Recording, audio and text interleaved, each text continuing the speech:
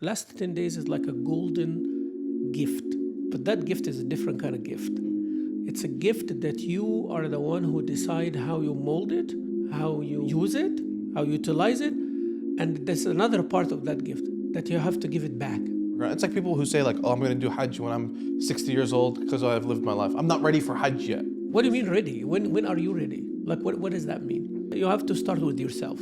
Start with yourself before blaming others that why Fajr is not like Jum'ah. Because Fajr is not Jum'ah and Jum'ah is not Fajr. So that's why I said whenever you recite Qur'an, listen. I said what? Listen, yeah, because Allah is talking back to you. But you're not feeling it. Would you suggest for somebody like me who gets lost in the review because I leave it for a little bit and I have to go back and review the ones that I memorized, would you just suggest for me just to keep memorizing? That's why they said إذا أردت أن تنجو من حمزة فلا تقفن على همزة. يعني if you want to be saved from Hamza, don't stop on Hamza. Allahumma inni as'aluka al-Jannah. Allahumma inni as'aluka al-pink G-Wagon. Allahumma inni as'aluka al-diamond set from Bulgari. Ameen. I have to pause you here. I have to pause. If somebody comes up, they have children, they've been married for 10, 15 years, and you find out that they did not do their Islamic nikah. Okay, Sheikh, he can say the Shahada just, and then I discover like after I do the Islamic marriage, they're gonna do the Christian or Jewish marriage. So basically that tells you that people don't care about either. Sheikh, a question that comes to me is that when a Muslim man marries a non-Muslim woman, what specific issues come through that? Bismillah walhamdulillah wassalatu wassalamu ala rasulillah wa ala alihi wa sahbihi wa man wala wa ba'd. Assalamu alaikum wa rahmatullahi wa barakatuh, everybody. We're here again for a part 2 with Sheikh Mamdouh. Dr. Mamdouh has been my mentor for so long. I think it's been about like 5-6 years now, Sheikh. About 6 years, yeah. Yeah, about 6 years. He's taught me pretty much 99% of the things that I know. So if you have a problem with me, you have a problem with him. Sheikh, thank you so much for joining. I appreciate you coming so quickly for a part 2. Thank you for inviting me. Barakallah feek. So what I wanted to start off with, inshallah, is something that, because I don't think people watch the whole thing through, right? So I want to touch the most important thing first. We're in the last 10 nights of Ramadan. We're in the last half of the 10 nights of Ramadan. I wanted to know what you would recommend us to do. What's your piece of advice for us? Alhamdulillah, salatu wassalamu ala rasulillah. See, I don't want to sound like, a repeated record, generic, but I will give it perspective. Time is a creation of Allah subhanahu wa ta'ala. Place is a creation of Allah subhanahu wa ta'ala. So we are this time of the year, at this time of our life. I'm 30, I'm 40, I'm 50. This time of your life, that's one. Now this time of the year, which is Ramadan, and it means something. It's significant in Islam. And the Prophet ﷺ said that one of the 2 favors of Allah that lots of people are heedless about the benefit of is time. SubhanAllah. Al-faragh, the time. So when you look at it, you look at what am I doing now to benefit me in my hereafter. Last 10 days is like a golden gift, but that gift is a different kind of gift. It's a gift that you are the one who decide how you mold it, how you use it, how you utilize it, and there's another part of that gift that you have to give it back. So think about it like that. So Allah Azza wa Jalla is giving you a gift that is not going to stay in your hand for long. SubhanAllah. So here is a gift. You are free to do whatever you like for 10 days, and then you give it back to me. So look at it that way, and then you'll start panicking. Like, what did I do? You're like, look, what am I doing? So whatever it is, until the last day, as long as the Fajr, the Maghrib of the last day of Ramadan is not there yet, you have a time. Repent to Allah subhanahu wa ta'ala. Seek the forgiveness of Allah subhanahu wa ta'ala. Do lots of salah and salam on the Prophet sallallahu alaihi wasallam. Fix yourself. Cry for your sins. Even if it is 1 hour at night. From Maghrib until Fajr. Every single night for 10 nights. Now we have about 4 of those already gone. And they are going up very, very, very fast. For sure. Laylatul Qadr now might have left. Yeah. those nights. But before the 10 days, we said, Laylatul Qadr, we still have a chance at it. But now your chance is diminishing. But may Allah subhanahu wa ta'ala make us among those who Laylatul Qadr. So that is the way I wanted to put in perspective. Think about your life. You might not get another chance at Ramadan. You have the gift in your hand now. Now you're going to have 360 days SubhanAllah. to may get a shot at it again. But it's in your hand right now. So scary. So what are you going to do with it? Because Allah Azza wa Jalla will receive it back. And it will have everything you did, every breath, every inhaling, exhaling, every look, every thought, every talk, every act will go to Allah Azza wa Jalla, and it will be there waiting for you to look at it and view it in Yawm al-Qiyamah. SubhanAllah. It's almost like a fleeting moment that you want to keep. It's perspective. Perspective is everything. Yeah. And Allah Azza wa Jalla is always telling us about the perspective. يعقلون يتفكرون. Always have to put things in perspective. For sure. But to make it as a routine or last 10 days is like a wholesale. It is like a chance. It's an opportunity. Great. But that's generic stuff. But then, you have to really personalize it.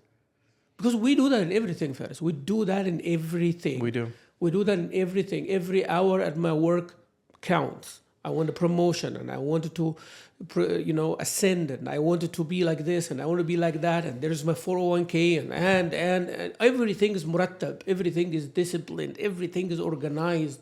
You have perspective in everything. But when it comes to the deen, I don't know why. We think that we have every single moment. Like, we take it for granted. We do take it for granted. It's like people who say, like, oh, I'm going to do Hajj when I'm 60 years old because I've lived my life. I'm not ready for Hajj yet. What do you mean ready? When are you ready? Like, what does that mean? I don't know. What does it mean? Are you praying all your prayers? Like, right. What does it mean? Hajj is for, or like these ibadat are for people who need it, are for sinners. Actually, and we're all sinners. Actually, you'd be surprised. Not only about Hajj, I met some people, and may Allah Azza wa Jal, reward them. They are better now. But 20 years ago, they were saying, like my priority is my family, my job, then my religion. They were thinking like that, and I'm not blaming them because this is the way they were raised. They didn't know better, and they say, I plan when I retire, I start going to the masjid, I start doing my 5 daily prayers. So it was not only about Hajj. You only think about Hajj. There's what it's like big thing. But there are some people who said, even my prayers. My prayers. You kind of touched on this, right? It's like, I want to know your perspective on this thing that we hear every single year when coming to Ramadan, right? We hear that Ramadan is the training ground. You fill your battery up during Ramadan, so it lasts you throughout the whole year. This year, I was like, should we kind of flip that? Like, have the rest of the year the training ground for Ramadan to do good during Ramadan instead of us having the training ground as Ramadan. Does that make sense? I understand, but we can say both are right approaches if you, again, put it in perspective. So you as a person in this dunya, right? It's a transient thing. It's not permanent. It's like you are in the transit hall in the airport. You are about to board the plane. So regardless how you look at it, part of first hour in the transit or last hour in the transit, you are in the transit at the end of the day. So that's perspective. That now we'll come to your proposition and the other way. If you see Ramadan as a time really concentrated and focused, you charge your batteries to continue for the rest of the year, meaning that I am so focused in Ramadan, I multiply my act, then I become better after Ramadan than what I was before Ramadan, then it is the right approach. Okay. But if you think that you're going to go to the peak in Ramadan and then you're going to sleep the rest of the year being miser with the charge that you have, now you have a full battery. Yes. But you do not want to consume it. So what if the battery is finished? Go charge it again. Yeah. Why you have to wait for Ramadan? Right? That's what I think. Yeah. But that's why I said your approach is right. But you have to put them together. Like, you cannot say one is better than the other.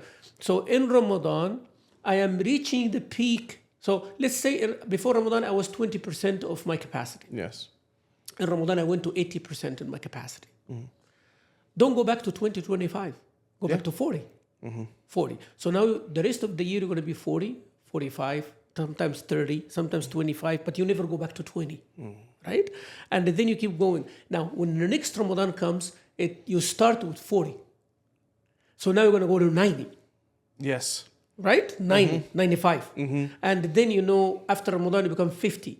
So basically, every year, you are getting there. So you will find yourself, actually, after 10, 15 years, you are in the regular time, what you were in Ramadan 10 years ago.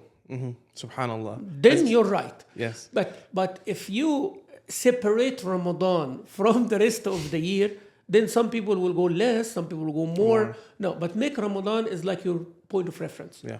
If Ramadan becomes a point of reference, then yes, you go up. But if Ramadan becomes a season that you're going to act on it, and then after that you're going to collapse, then that's not good. No, that's something that, like the hadith of the Prophet sallallahu alaihi wasallam, where the man said, "O Messenger of Allah, when I'm with you, my iman is high, and when I leave you, my iman goes lower." It's the same thing how I feel about I think you mentioned this to us when we were in our mentorship class. When I told you, I was like, Sheikh, it's so sad that like Salat al-Fajr isn't like Salat al-Jum'ah. And you told me that's what makes Salat al-Jum'ah special. Sorry? Is because it's not like Salat al-Fajr. Right. Everyone's there. Everyone is there. Everyone looks for it. Yeah. And subhanAllah, Allah Azza wa Jal tests us. Yani, Jum'ah is not early morning. Maybe if Jum'ah is like at the Fajr time, it would be the same. It would be very hard. But Allah make it a convenient time to serve a certain purpose for people to come there. And subhanAllah, Allah brings the heart. Even people who are not praying regularly, pray Jum'ah. Yani people do not pray Fajr, they pray Jum'ah. But it's not the other way around. Yani everybody pray Fajr will pray Jum'ah. For sure. So the whole the whole idea, Allah Azza wa Jal make things harder than others to choose certain people. So those who come to Jum'ah, different from those who pray regularly, different from those who come in the Jama'ah, different from those who come on Fajr, different from those who sit until Ishraq, different from those who do Tahajjud. Yeah. There are layers of things. But you have to start with yourself. Start with yourself before blaming others that why Fajr is not like Jum'ah. Because Fajr is not Jum'ah, and Jum'ah is not Fajr. No, for sure. No, I understand. Subhanallah. I wanted to, another topic about Ramadan is Shahr al-Qur'an. We talked about this a little bit last time. And you get a lot of people, and even me personally, I get asked, Faris, and I'm not an authority in this, right? So I don't know the answer to it.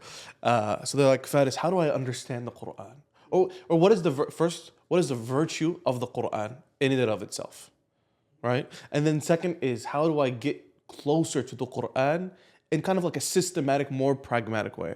What books do I read? What should I focus on, and etc. First of all, before we talk about the virtue of the Qur'an, who sent the Qur'an? Allah Azza wa Jalla. So who's Allah to you? Based on that, what are the names of Allah to you? What are the sifat of Allah to you? Then you will understand what is the kalam of Allah to you. Right? But the problem is we approach things in a separate way. Maybe this is the culture, like, segmenting things.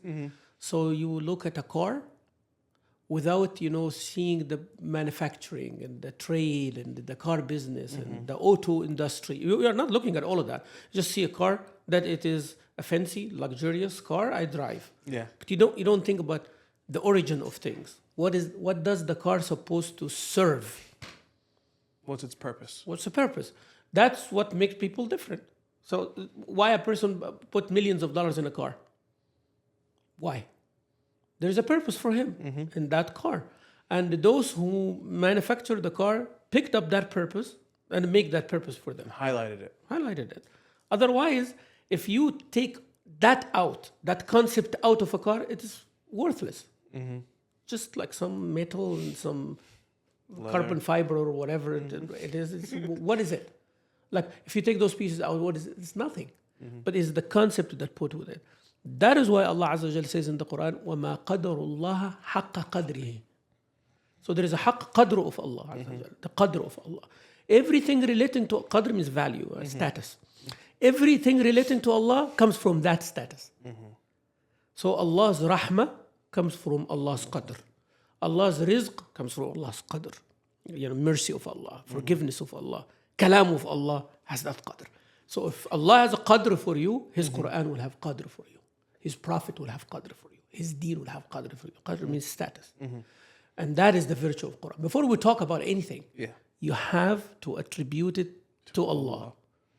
Rasulullah sallallahu alaihi wasallam, because he is Rasul Allah. هذا القرآن كلام الله. هذا الدين دين الله. I am عبد Allah.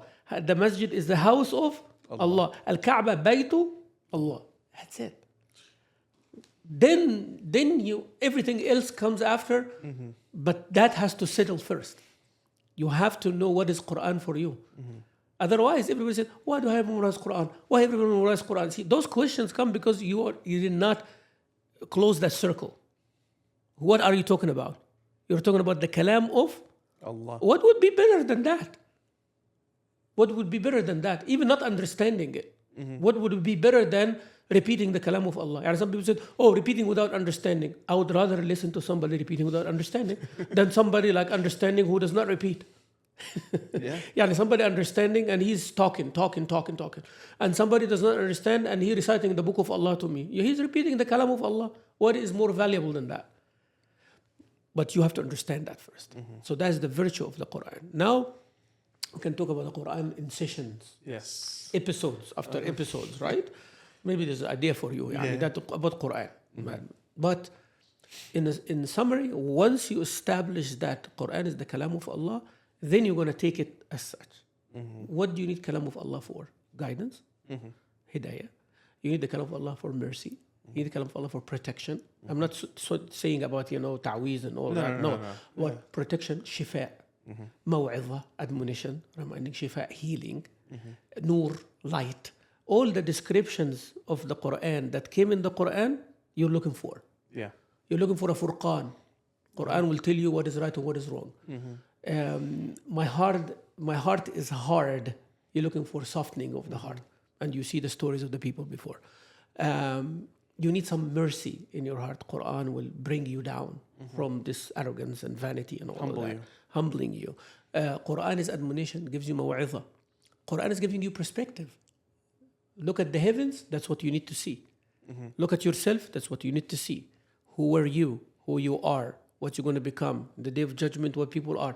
So Quran is that. That is the virtue of Quran. Now, when you put that in Ramadan, that is even elevated now. Yes. That's why Rasul sallallahu alaihi wasallam, he was generous. And he becomes more generous in Ramadan. And he becomes most generous when Jibreel alayhi salam reviewed the Quran with him. That is elevated status because they are reciting the kalam of Allah in the month of Ramadan.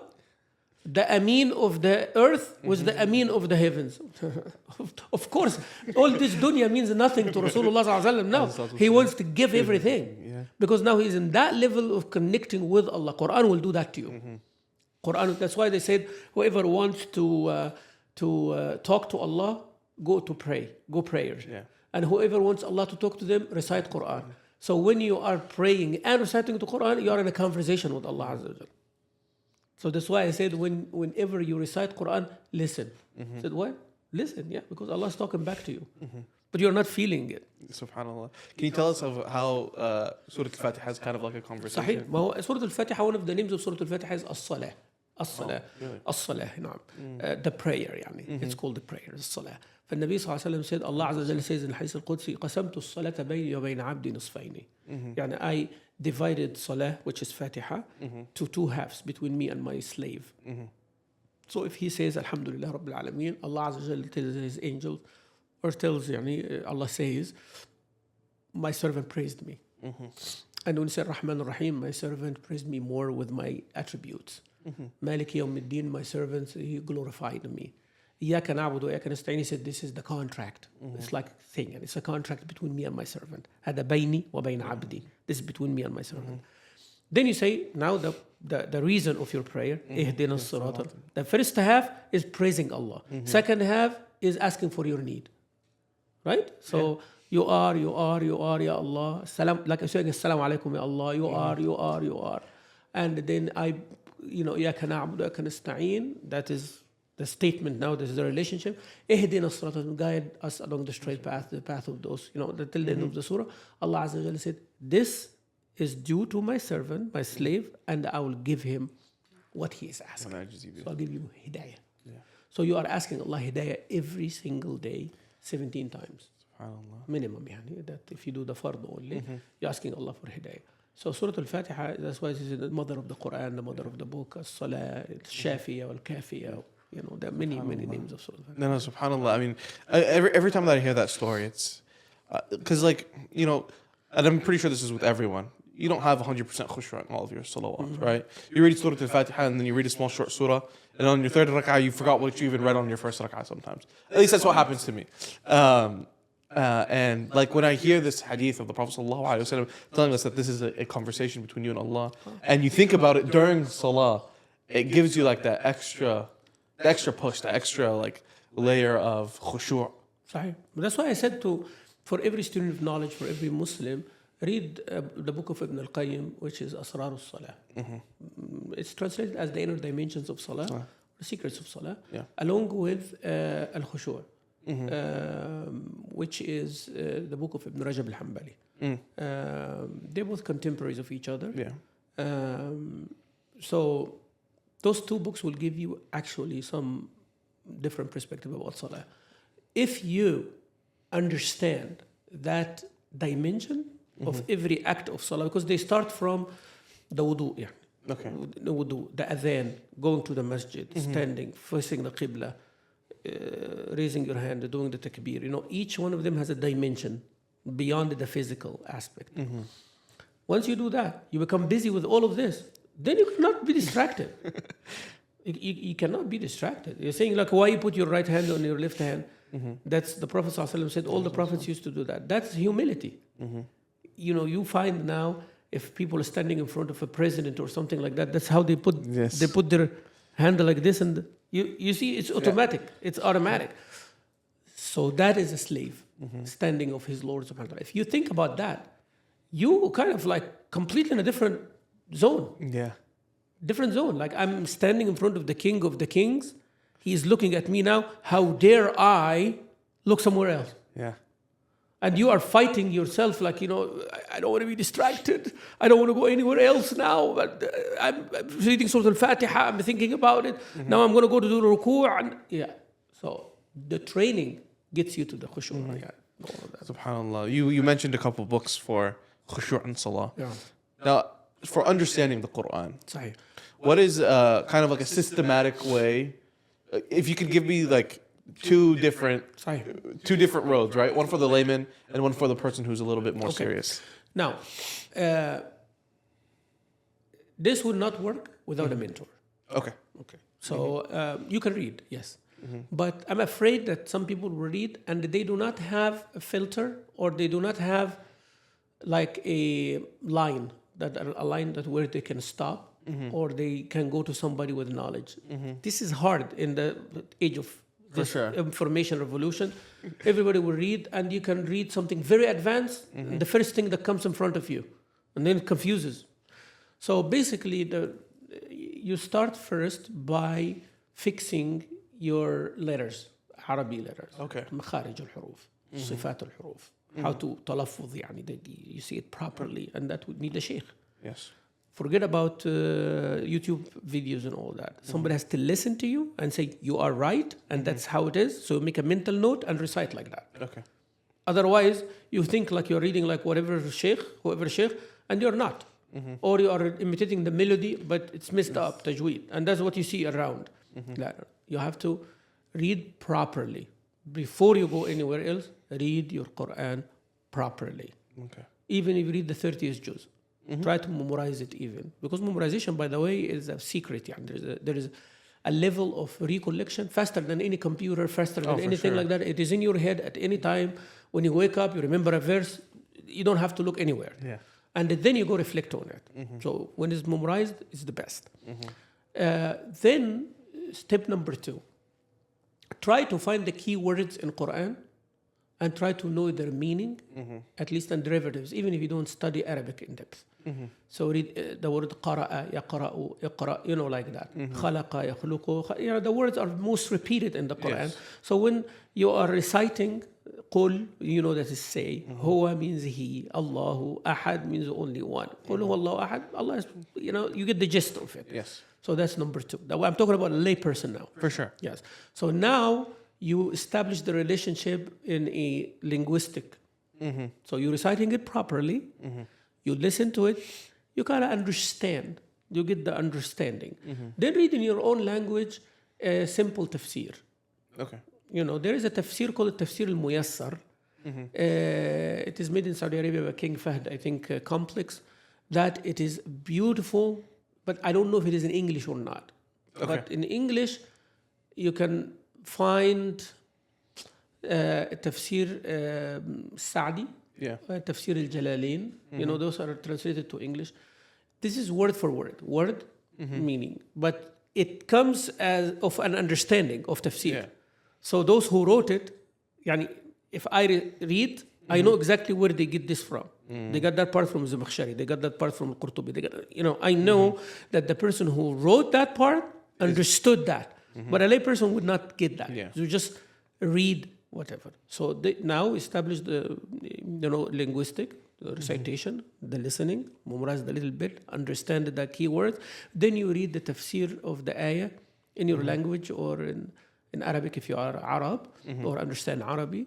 To get the whole Qur'an. There is no word in Qur'an that you don't understand. That should be your goal. The goal of anybody. We read Qur'an, and then become confused. Yeah. If you recite the Qur'an and you get to understand a word every day, then before you even know it, you'll know the whole Qur'an. Yeah. Alif Lam Mim. You'll find Alif Lam Mim, it seems like Hamim, it seems like Taha, it seems like Yasin, it seems like Kaf Ha Ain Sad. Now you solve the issue of many surahs. Yes. ذَلِكَ, the word ذَلِكَ. Now ذَلِكَ means that. It's far. So every time comes ذَلِكَ, and you're going to say تِلْكَ وَهَذَا وَهَذِهِ along with it. Yeah. الكتاب, book. كتب, يكتب, فاكتبوه, from writing. لا ريب فيه. So if you study Surah Al-Baqarah like that, or the 30th juz like that, or both Al-Baqarah and the 30th juz, actually you achieved a lot. Yeah. You're going to go through Al-Imran and Nisa and all that fast now. Yeah. So that is also a suggestion for a lay person or a beginner. If you do that, you will find doors opening for you to understand the usul al-tafsir and the tafsir and all of that. So just do those things I told you. Makharij. Arabi, pronunciation. Makharij of al-huruf with a sheikh. Spend 6 months or something like that with a professional ijaza sheikh. Sheikh who has an ijaza. Yes. Not any sheikh. Because any sheikh, with due respect to all the muhaffidhin of the Qur'an, maybe he has a mistake that it will come to you. Yeah. Right? And he is a human being at the end of the day. So, but a sheikh with an ijaza, and then go to another sheikh and keep reciting Qur'an and you perfect your recitation. So, perfect your recitation first, then read the Arabic keywords, Quranic Arabic, and then after that, you memorize a little bit, as I said. Then after that, you go and read this tafsir, simple tafsirs, before you go to Ibn Kathir. Yeah. The simple tafsir, word for word, word for word, word for word. So make sure that the whole Qur'an, every single word, you know its meaning. Okay. And test yourself, flashcards. Go to Surah Al-Falaq, and you said, قُلْ أَعُوذُ, I know that part. بِرَبِّي, I know that part. Al-Falaq, what is Al-Falaq? مِنْ شَرِّ مَا خَلَقَ, I know خلق, شر, all of that. ومن شر غاسق, what is غاسق? إذا وقب, what is وقب? ومن شر النفاثات, what is النفاثات? في العقد, what is عقدة? Right? ومن شر حاسد إذا حسد, I know that part. So that's a flashcard, and you keep memorizing them. So that surah, whenever it is recited, you know exactly word for word. Surah Al-Ikhlas, Surah Al-Masad, you go like that. If you achieve this as a lay person, you are not a lay person anymore. Now we go to a beginner student of knowledge. Yes. Now you have to have more structure. Yes. So more structure, my advice to a student of knowledge, you cannot be a student of knowledge unless you memorize a portion of Qur'an. What is that portion? And exactly, that portion cannot be just one surah here and one surah there. Structure is structure. You want to be a student of knowledge? Memorize Al-Baqarah or Al-Imran. That's many Sahaba, they said we will not respect somebody unless they memorize Baqarah or Al-Imran. And whoever memorize Al-Baqarah or Al-Imran, even when they're burial, they are in the front. Wow. Baqarah al-Imran means you understand most of the deen. لأن أحكام الصلاة والصيام والزكاة والحج في سورة البقرة. Yeah. والجهاد في سورة البقرة. والقصاص في سورة البقرة. طلاق. والدين في سورة البقرة. marriage والdivorce everything في سورة البقرة. So basically, if you study memorize سورة البقرة, you're going to be studying that. So as a student of knowledge, you need to know أحكام التجويد as a structure now. First one, the lay person, we said that you go to a sheikh and talqeen. Talqeen means you recite after him and that's it. But now we're going to study tajweed. So I want you to study تحفة الأطفال. Okay. متن الجزرية. Those two are essential for any beginner student of knowledge who want to study Qur'an. We're talking about the Qur'an track. Yes. Not hadith, not fiqh. Qur'an track. So, because there are many tracks, right? To become a student of knowledge, many tracks. You're a student of knowledge, you have to have everything. For sure. Then you have to be pro in one thing. Yes. So let's talk about The pros in Qur'an. So tajweed, تحفة الأطفال, then you know متن الجزرية. طبعا there are many other things for رواية حفص, then you go to قراءات after that, you know, all of that. But that's the basic. And then after that in the tafsir, you go study أصول التفسير for Shaykh al-Islam Ibn Taymiyyah. And you study متن in علوم القرآن like متن الزمزمية. There is a متن there for علوم القرآن. And there is a تكملة for that الزمزمية. Because الزمزمية, متن الزمزمية is the abridged poem that abridging one book of الإمام السيوطي. Okay. About علوم القرآن. Then الإمام السيوطي wrote his book الإتقان في علوم القرآن which is higher. Yeah. شيخ وليد منيسي, my شيخ يعني أبو خالد حفظه الله, he made a تكملة for this poem. If you study it with this poem, it is like you studied الإتقان. Oh wow. في علوم القرآن. So that will get you to the intermediate even level of علوم القرآن. So متن الجزرية, متن تحفة الأطفال in the تجويد, أصول التفسير that teaches you the fundamentals of تفسير and how مفسرين. And then you study this علوم القرآن متن. Then you need to study مناهج المفسرين. مناهج المفسرين means the methodology of تفسير. Yes. What is تفسير بالأثر؟ يعني تفسير by narrations. What is تفسير بالرأي? With opinion. What is الرأي المحمود, الرأي المذموم? And then what are the schools of تفسير? School of Ibn Abbas, school of Zayd ibn Thabit, school of Abdullah ibn Mas'ud. When you go down, how Ibn Kathir, Ibn Tabari, all of those are تفسير بالمأثور. القرطبي, all of the تفسير بالرأي, you know? And the contemporary ones, تفسير ابن عاشور, تفسير أضواء البيان, all of that. Then that's why I said you need a sheikh, you need a structure. Yes. Take you one step at a time. And don't put years. This is a lifetime project. But it is good to put for like the structure. Said, in 6 months I'm studying this, and in 3 months I'm studying that. And as you know, I'm doing these classes, for my students. So those are. This is the brief. So some tajweed, some علوم القرآن, some أصول التفسير. Then you go to books of tafsir. The books of tafsir now, and you study. Simple, Tabari مع Ibn Kathir is the abridging of Tabari. Then you will know the history. Once you read the history of tafsir, then you will know what is Tabari is about. Yeah. Why he wrote that book. What Ibn Kathir did to Tabari. What is the Zamakhshari did. And the Baydawi did what to Zamakhshari. And the Ma'alim al-Tanzil, what is its relationship to that. Then you come to some books of Imam Suyuti that he abridged some of the books before.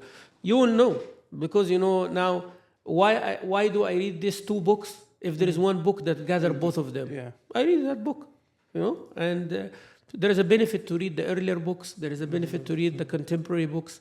And these things that you have to maneuver but it doesn't finish. وفي التجويد it will turn to become قراءات. And then there are متون for that. متن الشاطبية and متن الطيبة ومتن الدرة الشاطبية والدرة then الطيبة. Then there are other advanced things in the قراءات. SubhanAllah. So there's something that kind of it weighs a little heavy on my heart, and that is people. And I always look at myself, right? And this is advice for myself first, then other people. But it's like we go through our life, and I went through a lot of my life without knowing how to read the Qur'an, right? And I had to teach myself pretty much. Because, at home, my mom didn't really focus on us. It was only because I was kind of interested in it. She kind of pushed me to it. But it wasn't something that we focused on. And I feel like, honestly, a lot of Arab culture is kind of like that, where they don't really know how to read the Qur'an. A lot of people that I went to college with, they didn't know how to read Qur'an. They don't know how to read Arabic. And it's almost like we're complacent with going through our whole life without being able to read the kalam of Allah. And I don't know. And that's kind of, so alhamdulillah, I've learned how to read Qur'an, right? I'm trying to perfect it. I'm trying to read better, trying to read faster. But something that I'm having trouble with, and I hope I don't get emotional, but I feel like, and this is, I want you to give me advice on this. I feel like anytime I try to go memorize the Qur'an, because that's, I mean, I want to say this is my dream, right? It's my dream to be a hafiz of the Qur'an. It's my dream to be able to, whenever I need an ayah of the Qur'an, I know it. Whenever I need it for myself, whenever I need to do anything, I know the ayah of the Qur'an. I know it by heart, and I could say it, and I could, and I have that relationship with it. But every time I go and I try to memorize the Qur'an, I'll go for a couple months, and I'll review what I've memorized, the last 2 ajza, and then I stop again, and I stop again, and I stop. And whenever I go and I try to memorize other mutun, I can memorize it easy. And I know Allah subhanahu wa ta'ala, He picks people to be Ahlul Qur'an. And I'm afraid that He hasn't picked me to be from Ahlul Qur'an. I just want to understand if you could give me advice. صح. أولا طبعا الدعاء. Yes. You have to make dua. اللهم اجعلني من أهل القرآن. أهلك وخاصتك يا رب العالمين. And you're right. Allah picks people. Sometimes a person who does not want, and then Allah brings him against his will. And he becomes among the people of the Quran. Somebody who wants it very badly. And I have some people who wanted to become students, and it is tough. It's heavy like a mountain on them. And they can't. But it does not mean that you surrender. Some people memorize the Quran when they're 60s. You've been trying for years, but permission did not come yet. It doesn't mean that you stop. Okay, so dua first and never give up until the last breath. Never give up. And if you memorize one ayah, you are one ayah closer. You are one ayah more. Yeah. Right. Now, we come to the issue of maintaining a routine or being consistent. That is a problem with you. Yes. It's not with the Quran or with your mental ability. Because you said you can memorize other mutun. So what is the issue with the Quran? I tell you. You already psychologically thinking that this is easier than the Quran. You already put Quran hard. So already your preconceived notion about Quran that is too much. Which is true, by the way. If you look at it like as a whole, it's Kalamullah, big, who am I? So you are putting yourself down and putting the Quran far from you. You need to close that gap. You need to close that gap. Otherwise, it's going to continue getting wider and wider, and you're not going to get over it. Whatever you do. So basically, you have to, one statement of Imam al-Zuhri, ابن شهاب الزهري he said that معنى كلامه لا تحقرن حداثة سنك. Do not belittle your young age. Sometimes I'm not worthy. Oh, look at the shuyukh, those huffaz, they read in Taraweeh and everything. Man, I'm not like them. I cannot be like them. I'm an engineer and I'm this and that. I'm serious. Shaitan makes you think about yourself that you are far from achieving that. But how they chose that track, right? And if you do it, you become better than them actually. Because you achieved in the dunya and you achieve in the akhirah. That's why it's hard on you. But they dedicated their life in that. I dedicated my life to become a sheikh and become a hafiz and all of that. Now, you cannot become like me except if you triple or quadruple the effort. So, but you think it's going to become easy. It's not that easy, right? So that is the second thing. The notion that you have is that Quran is hard for you because it is actually hard for you. It is. And you are specialized in something that is easy on you. That's why mutun is easy. But Quran is a kalam of Allah. It is hard. It's like a prize, very far. You have to climb the tree to get it. It is not like the fruit that it is low hanging, like everybody can pick it up. Those are the mutun. But the Quran is like far. So you never give up. Make the dua. Never give up. Change your notion about yourself. And then try to not fit Quran somewhere. make things revolve around the Quran. Change your habit of sleeping and waking up. Yeah. I'm serious. Change your habits of eating. Yeah. Change your atmosphere. Who are those you are hanging out with? Yeah. Are they someone who gets you closer to Allah in the book of Allah or not? So have صحبة with those of Ahl al-Quran. If you want to be among Ahl al-Quran. For sure. الإمام الشافعي يعني said يعني أحب الصالحين ولست منهم لعلي أنال بهم يعني شفاعة. I like صالحين. He's humble, you know, and I hang out with them. So maybe, you know, I become with them if I'm not from them. So يعني دعاء. Don't belittle yourself. Change your notion about yourself and the, you know, your relationship with Quran. Never give up, and try to not to fit Quran in your routine. Like create a routine around it. And don't worry about this review thing, because some people say, "Oh, I memorized." Then, you know, when I memorized the new surah, I forgot the first surah. Of course, because you are dedicating to short memory. But Quran is there. Yeah. And if you keep going back and reviewing, you will never advance. That's what happens. So we say just memorize. And people who memorize with me, for example, memorize the page. Okay, finish the whole Quran. Then, you know, the second review is going to become better. The third review become better. They call it dawri. And you get a muraja'a. And then until you read Quran every 10 days or every week, it becomes very easy on you. But, you know, dedicating Quran, memorizing Quran, now at least you know how to read it without struggling. The words are not strange for you. Yeah. If you achieve that in the first round, it's good. So keep going. Keep going further. When you finish Surah Al-Baqarah, for example, memorizing, but now you don't know how to read it all together. Yeah. So start Al-Imran little by little. But, you know, today I'm going to read one page of Al-Baqarah. Tomorrow, second page of Al-Baqarah. Then 2 pages every day. Then 3 pages every day. Then 4 pages every day. You know. Until Baqarah becomes strong. And by the time Baqarah becomes strong, you finish Al-Imran and Nisa already. And you keep doing that. But Quran is a lifetime relationship. It's not like, you know, I cannot do. So don't do that. Don't drop, because going back to it becomes harder next time. Yeah. No, it does. No, for sure.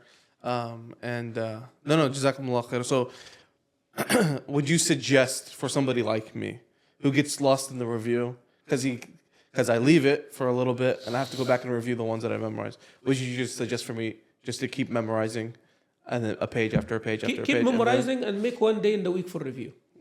And find one of the Huffaz young people. Yeah. You know, retain their service, or, you know, talk to them and get them committed, and you commit also with them, and you know, one day a week that you're gonna recite from the back. Yeah. So you memorize every week two new pages, and you review 3 pages or 4 pages. So basically, before you sleep every night, you are going to review your new lesson, and in the Fajr to review new lesson, and in Salat al-Dhuhr wal-Asr wal-Maghrib wal-Isha you read from the past, and then you say it to that Sheikh once a week. Okay, inshallah. I think I'm gonna inshallah we're starting. And there are different ways. By the way, there are some contemporary sheikhs. I don't know if it's in English or not, but they did some research and they did, you know, طرق إبداعية في حفظ القرآن. يعني innovative methods to memorize Quran. They tell you how to memorize by ayah or by page, how many times you repeat, then you look, then you don't look, then you know, there's ways around it. There are ways around it. Yeah, inshallah. You mentioned that when you get deep into tajweed, you transfer to Qir'at. And an anecdote is when you came to our masjid in I think 2018. 2016 I started, yeah. But 2018 is I read with Qur'an. You led with Qira'at. And I was listening, and you did 1 riwayah and then 2 offshoots of the riwayah, and that's what you did 3 days. 1 qira'ah, and the riwayah is the 2 narrations of the same qira'ah. So if you have Nafi', but you read Qalun and Warsh. And then there is methods of Qalun and Warsh within it's called Wajh. So you did all 10. All 10 throughout Ramadan. When you did that, my mind was blown. Like I've heard people say, the only thing that I knew about Qira'at before 2018 was Some people say Malik, some people say Malik. That was it. That's it. That was it. And then when you started going with all these different qira'at, it was like a brand new world opened up for me. And I want you to react to a video of Ustad Abu Taymiyyah. He is reading a qira'ah. And I want you to kind of break it down for us. Okay. What is he doing? Okay. And what is this qira'ah and everything like Let's that? see. قالوا اتخذ الرحمن ولدا لقد جئتم شيئا إدا تكاد السماوات ينفطرن منه وتنشق الأرض وتخر الجبال هدا أن دعوا للرحمن ولدا وما ينبغي للرحمن أن يتخذ ولدا إن كل من في السماوات والأرض إلا آتي الرحمن عبدا لقد أحصيهم وعدهم عدا وكلهم آتيه يوم القيامة فردا. So this, like, if I didn't know about the qira'at, this would have blown my mind again. Because I think this is the most different from Hafs. You can correct me if I'm wrong. So when he pauses, when he does like the kasra, go ahead. All right. It makes me excited. First, is not so different from Hafs. Okay. يعني, as for you. And both of them are Kufis. Okay. So Hamza ibn Habib al-Zayyat is the qira'ah. وعاصم is the qira'ah.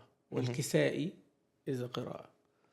وخلف العاشر is a qira'ah now, but I'm not going to confuse you with خلف العاشر now. Okay. But let's say those three. Okay. عاصم وحمزة والكسائي, they are from Kufa. Imam al-Shatibi chose them to put them in his Shatibi. يعني you have Imam Nafi' from Madani, Medina, Imam Ibn Kathir Makki, والإمام أبي عمرو بصري, بصرة, والإمام ابن عامر دمشقي, يعني from Damascus. Then he chose 3 Kufis. Okay. So 1 from Medina, 1 from Mecca, 1 from Basra, 1 from Damascus, and 3 from Kufa. And those 3 are, يعني, I'm not going to go into details, but they are teachers and students of each other. Okay. Somehow. Yeah. يعني عاصم وحمزة والكسائي, somehow they're. The oldest is عاصم, of course, then الكسائي, then Hamza. يعني they are learning from each other somehow.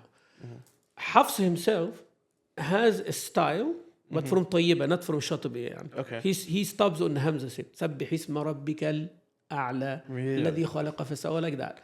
But Hamza will say الأعلى, إمالة. So now he's reciting in a narration of Khalaf and Hamza. Right? There is no big difference between Khalaf and Khalad, but in here, يعني. But there is difference, يعني, if he recite another surah, for example. Yeah. But here, they kind of both agree. Okay. So let's say that he's reciting Khalaf and Hamza. Okay. So Qira'ah is Hamza, who is number 6 in the Shatibi. Okay. Right? And the Riwayah is Khalaf. Okay. Now Khalaf is one of the hardest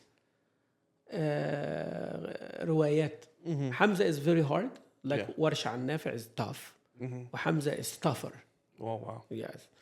Hamza does mad 6 حركة في كل المتصل والمنفصل 6 حركة. Wow. Hafs does 2, 4 or 6, and منفصل he does 6 all the way. And he stops at the Hamza that there is a sukun before it. في ال and شيء. كلمة ال وكلمة شيء.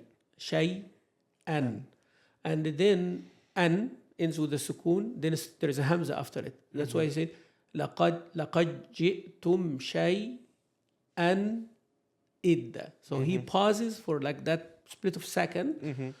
Whenever there is a hamza, comes after a letter with sukun. Mostly on the lam and the shay, يعني.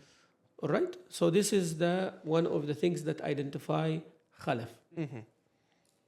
Also, يتفطرن, تكاد السماوات يتفطرن, تكاد السماوات ينفطرن. Okay. That is one of the called farsh. طبعا there is every qari or every rawi has usul and they have a farsh. Okay. Usul means fundamentals across the board. Yeah. Whenever this happens, that happens. So whenever you have al and then hamza, al ard, Yeah. he will pause. That's called usul. Al Ard. Al-ard. So that's usul. So every time there is an al and there is a hamza after it, Yes. he will pause. Okay. That's called usul, right? But farsh now is the يعني details. Sometimes these details don't have a rule. Okay. يعني this word here will be pronounced like that. Same word there will not be pronounced different. Oh wow. Yes. So that's سماع يعني. Can you interchange them?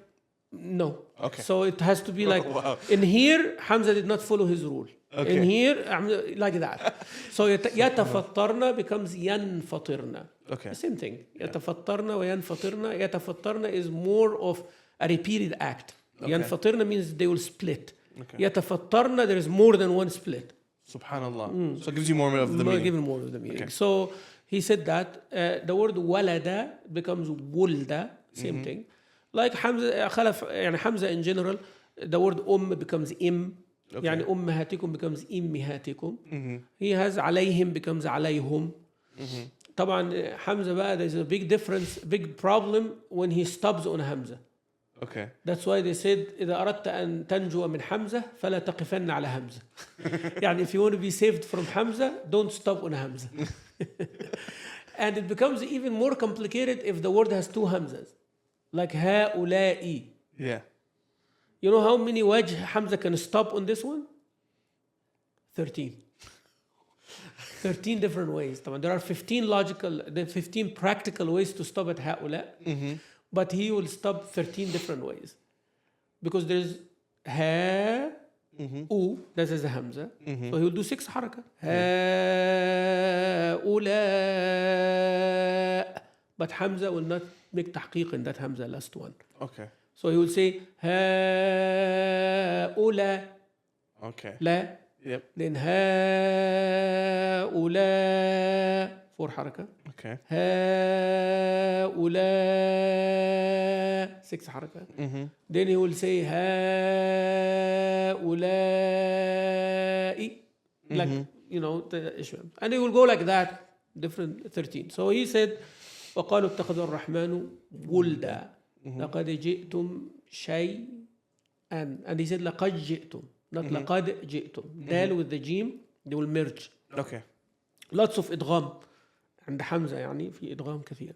شيئا يبدأ explain that one. تكاد السماوات ينفطرن وتخر الأرض وتنشق الأرض وتخر الجبال هدا أن دعوا للرحمن ولدا وما ينبغي للرحمن أن يتخذ ولدا. طبعا أن يتخذ there is غنة in all 10 قراء except حمزة خلف عن حمزة. He will say وينبغي للرحمن أن يتخذ no غنة. Oh wow. no غنة in the ياء and واو. يتخذ ولدا. إن كل من في السماوات والأرض إلا آتي الرحمن عبدا لقد أحصيهم إمالة. طبعا إمالة here how do you know which ألف right if it is in a noun it is in a noun you go and see if it is in a noun or a verb. The origin of that alif is a ya or a waw. If it is a ya, then you make imala. If it's a waw, we don't make imala. This is like science. This is math. like math. And we're talking about khalaf only. One of 20. One of 20. So you know if it is a name fata. Yeah. Fata. Fata. قال موسى لفتاه fata.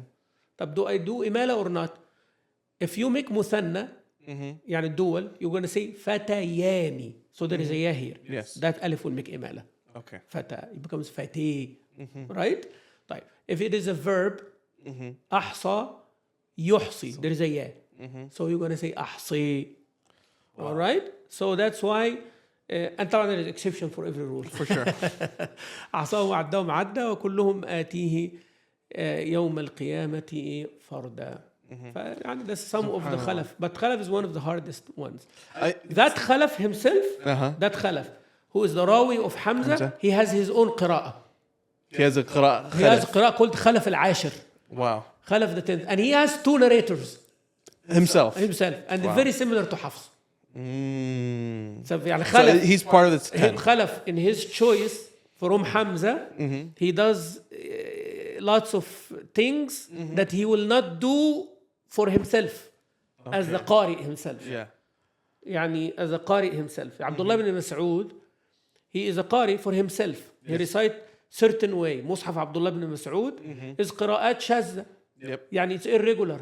But Ibn Mas'ud himself taught the Zirr ibn Hubaysh, who taught Asim, who taught Hafs. Okay. So he has a methodology of teaching others, but he has a choice for himself. Yes. The choice for himself is not as strong as he's teaching. So Khalaf al-Ashir, he has a choice for himself, completely different from narration from Muhammad. So that tells you the amana of the Qari. Yes. The amana of the Qari. يعني Abu Amr al-Basri, Abu Amr al-Basri, he learned from Asim. But he does not recite like Asim. His recitation is different. Some Qur'an, they learned but they never taught. يعني ابن كثير المكي has البزي وقنبل. But الإمام الشافعي has a narration from ابن كثير. Shafi'i. Yes. And nobody learned Quran from Shafi'i. They learned fiqh only. So his recitation, which is different from the two narrators, it died out. Imam Malik also, he had hadith from Nafi' Mawla ibn Umar. And he also have Qir'at Nafi' like Qalun and Warsh. But nobody seek that from him. So it died out. Died out. So basically the Qira'at is like that. Okay. So getting to the Qira'at is like that. There's a hadith of the Prophet sallallahu alaihi wasallam that he says he was given the Qur'an in 7 ahruf. 7 harf. And now we have something called Qira'at. What is are they the same? Are they different? What is the difference between how do we understand this? Very good question, and I'm going to summarize it Yes, as please. much as I can, because every time you go to this, unless you are an advanced student of knowledge, you'll not understand it. Yes, But I'm going to give it in a very simple format, Consider there are some lakes. You have 7 different lakes. Okay. So 7 lakes. 7 lakes. And then there is a river that's coming out from them. From each lake. From all of them. Yes. So all of them, they come in a river. And then that river have 10 branches. Okay. That is what is the difference from Qira'at and the Al-Ahruf. Okay. I'm just giving you an image, right? Image. And you'll not find that in any book, yani. Okay. So, but this is understanding now, right? So you have, can you say that the 10 branches that is coming from the river in 10 different countries, are they the same like the 7 lakes? They have pieces of each probably. Thank you. Okay. So basically the 7 lakes, the combination of the 7 lakes flew in that river. And then that river went to 10 different branches. So At the time of the Prophet ﷺ, Quran is given to the Prophet. Yes. Then he said, Ya Allah, it is very hard for everybody to recite like Quraysh. Some people said, اتخذتم. Some people say, اتقدتم. Some people make longer, some people make shorter. Some people make idgham like this. لقد جئتم. Some people said, لقد جئتم. Somebody said, جاء. Somebody said, جاء. Somebody said, والضحى. Somebody said, والضحى. والضحى. Like that. It's very hard to twist the tongue suddenly for that. Allah Azza wa Jalla gave the Prophet ﷺ these variations. Now, you know combinations and permutation, right? Yeah. So the more you add, the more possibilities. Yes. Endless possibilities. So now when the Prophet ﷺ recites, there is no hafs or shu'ba, all of that is not there yet. But the Prophet is reciting. He can recite at will whatever he likes. Make ghunna or not ghunna, make yanfatirna or yatafattarna, this with that. He recites the way he likes, sallallahu alayhi wa sallam. It's very hard to do that. Yeah. There's an ocean of possibilities. And the Prophet recites. Maybe he made one combination one time in his life. Okay? Wow. So that becomes very hard now for the Sahaba to imitate exactly like that and copy exactly like that. So they learn from the Prophet. So the Prophet ﷺ listened from the Sahaba. Yeah. So one Sahabi, Hisham ibn Hakim, reciting Surah Al-Furqan one time, and Umar ibn Khattab said, What is this? No. Then he took him and grabbed him to the Prophet. He said, leave him. Recite. He said, yeah, that's how it is revealed. Recite to Umar, that's how it's revealed. But that means variation is there, but each Sahabi had a certain approval or endorsement. Right? Type. Now that's one surah.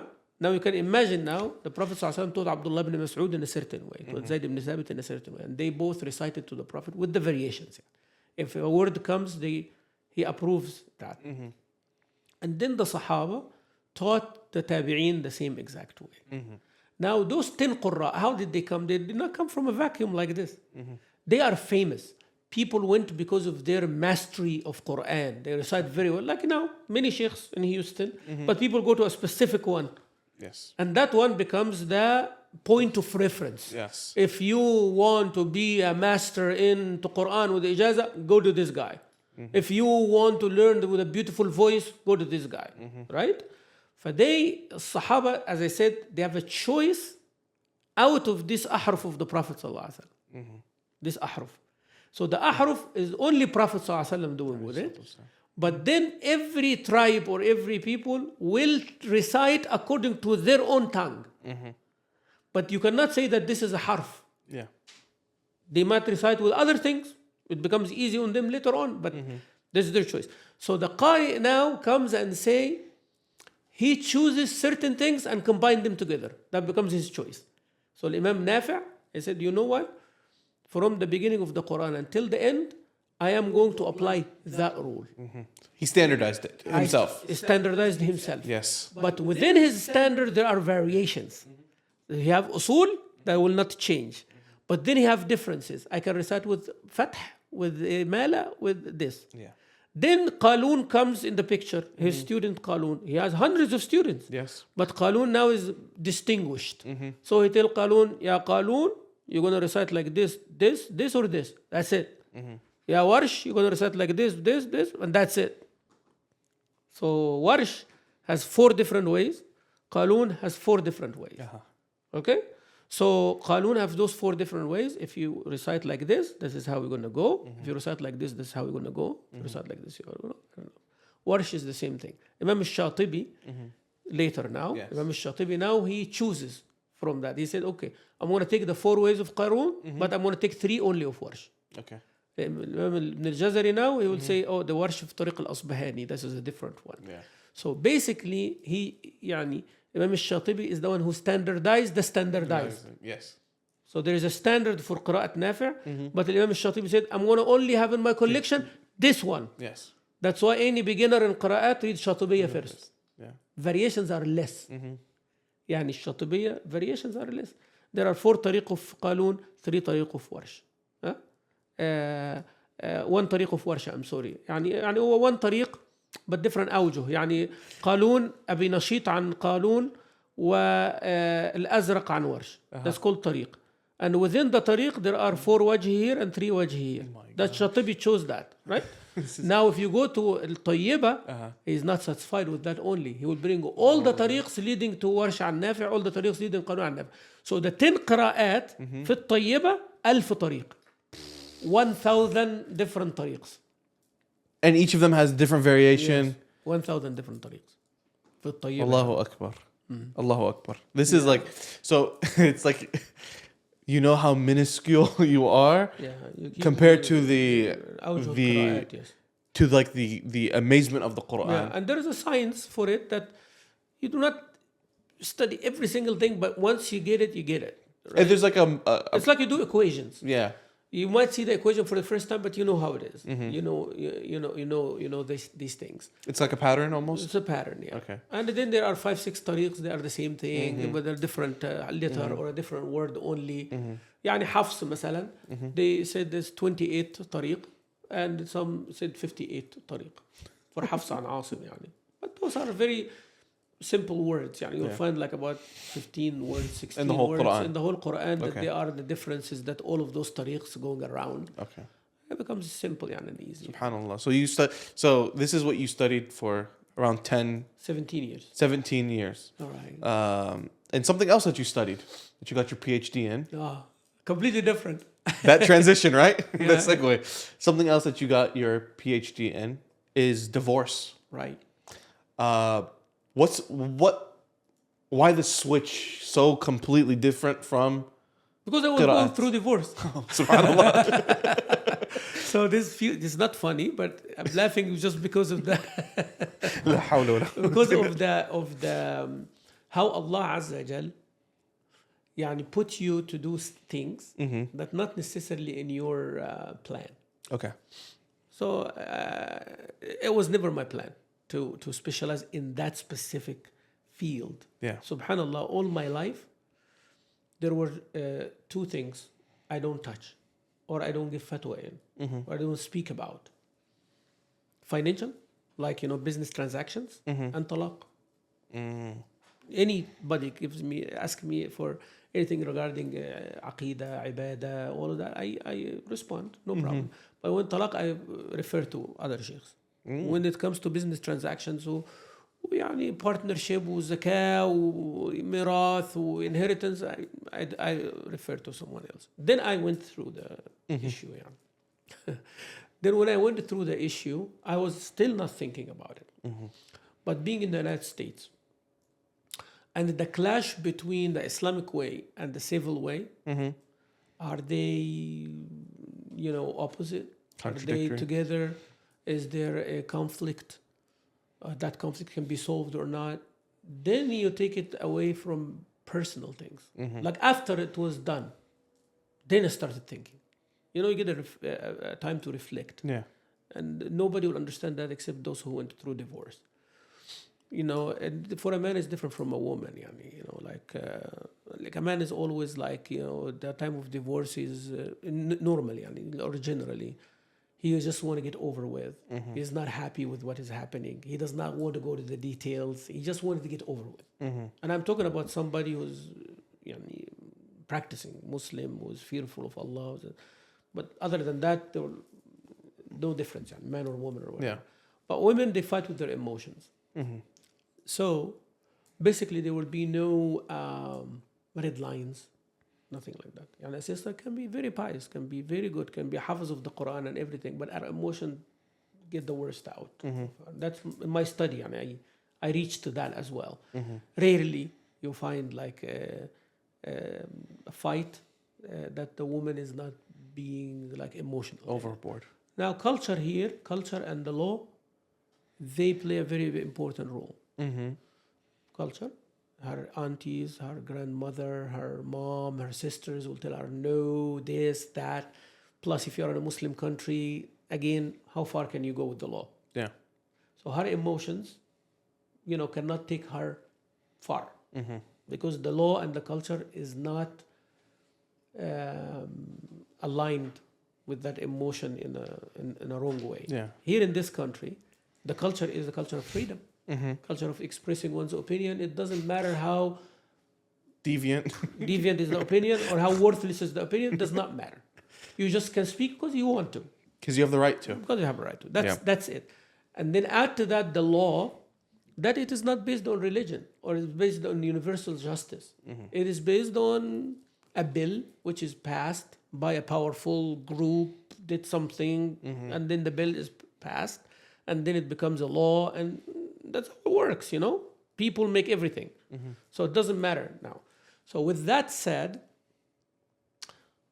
then you have to find out, like why did I go through what I went through? Because of the culture and because of the law and because of this society. Now, how can we fix that? That was like my PhD. Okay.